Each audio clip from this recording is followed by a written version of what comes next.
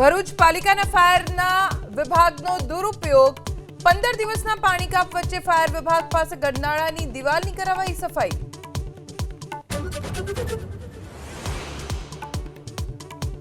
મહેસાણામાં ભાજપનો ઓડિયો કાંડ મુદ્દે પિન્ટુ પટેલની પોલીસે કરી અટકાયત। ભાજપ કાર્યકર્તાને ફોન પર આપી હતી ધમકી। સાંસદ મયંક નાયક અને પ્રશાંત કોરાટ વિરુદ્ધ કરી હતી નિવેદનબાજી।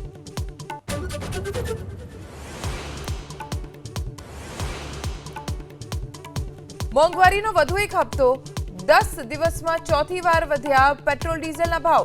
પેટ્રોલમાં ₹2.51નો વધારો જ્યારે ડીઝલમાં ₹2.71 પ્રતિ લીટરનો વધારો।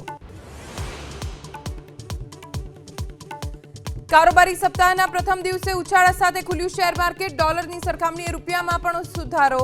ક્રૂડ ઓઇલના ભાવ પહોંચ્યા $100 નીચે।